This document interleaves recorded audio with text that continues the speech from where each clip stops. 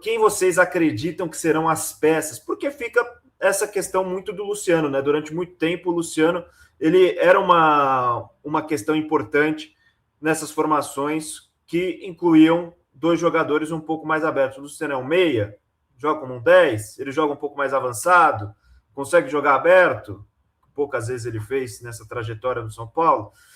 Então, eu proponho a vocês, que são tão conhecedores desse aspecto tático, como que o São Paulo pode ser formado com uma formação com dois pontas em relação a nomes, né? Acho que na linha defensiva não muda muito. Vou até colocar aqui. Olha, nossa plataforma até atualiza a situação de lesão. Olha, estamos bem, hein? Estamos voando, hein? Mas a linha defensiva, acho que não tem nenhum tipo de mudança assim muito grande. Lucas Ramon, Alan Franco, Sabino e Enzo Dias, pelo menos de momento. E como vocês acreditam que fica do meio para frente o São Paulo Futebol Clube, Raí e Matheus? Bom, eu acho que as quatro dessas 6 peças aí serão Marcos Antônio, Danielzinho, Luciano e Caleri. Acho que isso não tem muito para onde ir de outra forma, nem deve, né? Os dois volantes são os dois dos melhores jogadores do time aí na temporada, né? Acho que não tem nem por onde pensar em mexer nisso aí. Acho que o São Paulo estava tentando uma liberação do Luca, algo assim, né? Eu me lembro de ter visto uma notícia nesse sentido. Se eu não sei em que pé ficou, mas se ele tiver disponível para esse jogo aí da quarta-feira, acho que vai ser ele na esquerda.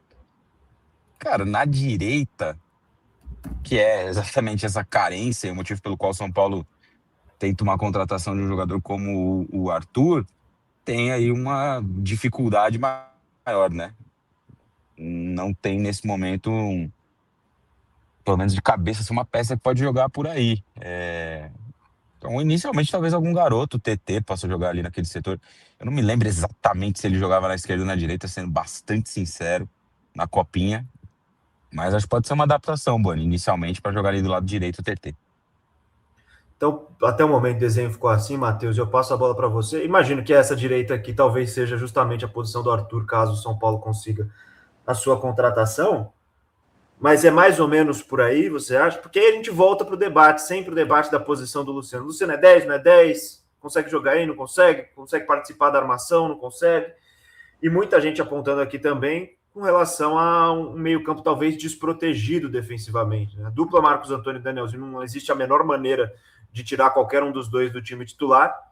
E aí fica essa questão, tentando mais ou menos entender o que se passa na cabeça do Roger nesse momento em termos de ideias. Matheus, o que você pensa? O Luciano, na verdade, é um sabor 10, né, na equipe do São Paulo, porque ele veste a camisa 10, mas ele não consegue exercer a função.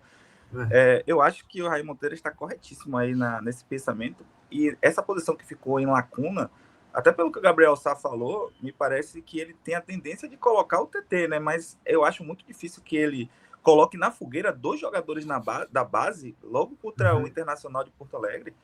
Assim, de primeira, eu acho muito complicado ele colocar, e até por isso o São Paulo deve estar nessa movimentação de mercado com o Arthur, que é um cara já rodado, experiente, campeão brasileiro, campeão da Copa Libertadores, estava na Rússia, né, estava no Zenit, está vindo do Botafogo. Eu acredito que se o São Paulo o contratasse, seria uma experiência colocá-lo na direita. Se não for ele, minha cabeça fica um pouco sem saber o que fazer, porque, de fato, eu acho muito complicado colocar o TT nessa direita aí, para ficar TT e Luca. Seria uma experiência muito rápida, né, para jogadores que não estavam nem sendo relacionados ultimamente.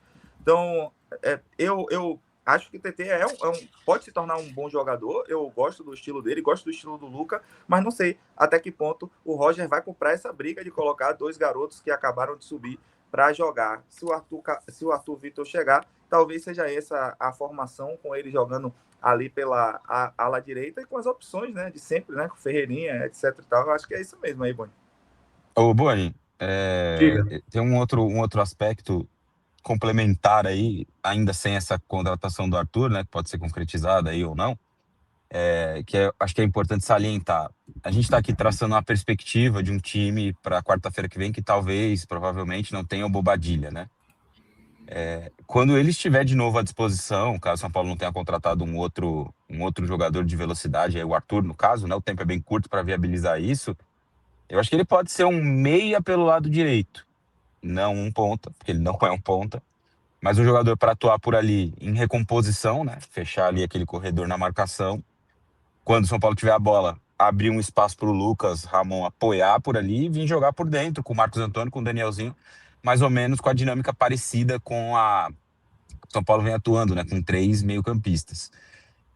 O Bobadilla acho que é um jogador bastante subestimado aí por muitas pessoas. Ele é o líder em desarmes do time na temporada. É um cara que exerce um papel importante no campo, né? De recuperar a bola, pressionar lá em cima em muitos momentos. E não sei se ele vai ser um cara dispensável assim no time com muita facilidade, sabe? Então por isso que eu queria fazer esse adendo. A gente tá aqui traçando uma perspectiva de um time que talvez não tenha ele à disposição. Mas quando ele tiver, não sei se é um negócio assim tão certo que eu digo já fechado, né? Abrir mão de um jogador que tem assim bons números, né? É que muitas vezes as pessoas ficam só de olho em gols, assistências, e de fato ele não é um cara que produz gols e assistências. Mas ele é um jogador ali no meio campo muito importante para o funcionamento, para o coletivo do time, né? Tanto que nesse número que citei, que é um número vital do jogo, desarmes, ele lidera na temporada.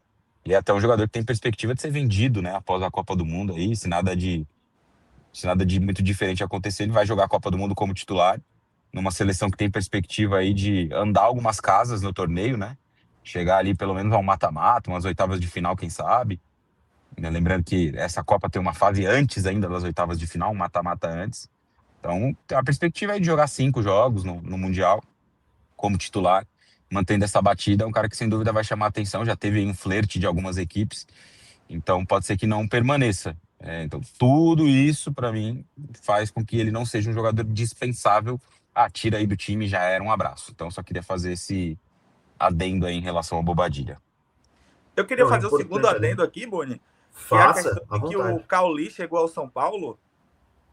Ele, no Bahia, a função que ele estava exercendo nos últimos 2 anos é justamente de ponta. E é por isso que ele estava tão em baixa no Bahia. Porque ele estava jogando fora de posição, mas estava ali jogando, né, no lugar de Ademir, de Sanabria. Então pode ser uma opção na ponta também, mas já com essa ressalva de que foi a pior fase da carreira do Cauli, jogando justamente de ponta de falso 9. Eu ia falar justamente do Cauli para essa posição, né, mais centralizado, como é o caso do Luciano aparecendo aqui na nossa tela. O teste que ele teve, ele não foi bem, mas coletivamente o time foi muito mal, né, e acabou sendo sacrificado numa substituição que pouca gente entendeu no intervalo com a entrada do TAP e a saída do Cauli no clássico contra o Palmeiras. Diga. Não, só sobre esse tema eu também queria fazer um rápido comentário, porque foi até a questão que eu fiz para o Roger na coletiva depois do jogo, sobre ter sacado o Cauli, né? Perguntei por que ele sacou o Cauli. Ele disse que fisicamente, né, o jogo estava muito complicado para ele, pela capacidade dos jogadores ali do Palmeiras naquele setor, né? O Marlon e o Andreas, né?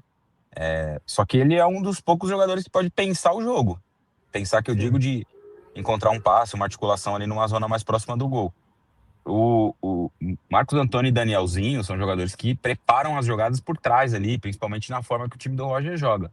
E o Luciano, eu acho até um pouco improdutiva essa discussão dele jogar de 10, não sei o que e tal. Ele não é um 10, nunca foi. 10 é a camisa dele só, ele é um segundo atacante. E é a posição que ele joga melhor, com um outro companheiro à frente dele. Ele não é, o Luciano não é o centroavante, ele não é um cara de área. Não é um cara de força, de reter bola lá na frente. Então, no cenário que o São Paulo joga com ele e o Caleri, para mim é o melhor possível.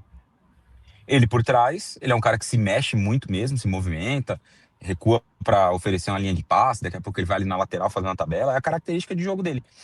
E jogar naquela região ali, para mim é o melhor posicionamento, com mais um cara à frente dele, uma referência, né? O Luciano é um jogador que finaliza muito bem as jogadas, tem chegada na área, mas não é um centroavante. Então, assim, eu acho essa discussão um pouco... E é uma discussão de anos, né? Desde a época que o Rogério treinava o São Paulo. Sim. O Luciano joga de 10, ele não joga de 10, joga de segundo atacante. É que a gente coloca no campinho ali, ele centralizado, parece que ele vai ser o armador do time. Bola no pé dele, ele vai pifar todo mundo. Não é o caso. Não é essa característica, né? E já foi dito isso 1 milhão de vezes, tem 1 milhão de demonstrações aí em jogos para a gente seguir debatendo que o Luciano vai jogar de 10, o Luciano vai ser o armador do time. Não vai. Ele vai jogar como segundo atacante. Dupla de ataque, ele, o Caleri e 2 jogadores de velocidade pelos lados do campo. É muito simples. E há muito tempo o São Paulo joga com essa base de formação com ele como atacante ao lado do Caleri. um desenho talvez mais parecido com o que foi a seleção, com o que é a seleção brasileira do Ancelotti, talvez mais para um 4-2-4 do que um 4-3-3 especificamente, né? Com o Luciano jogando um pouco mais avançado. Enfim, vamos ver quais que serão as opções do técnico Roger Machado.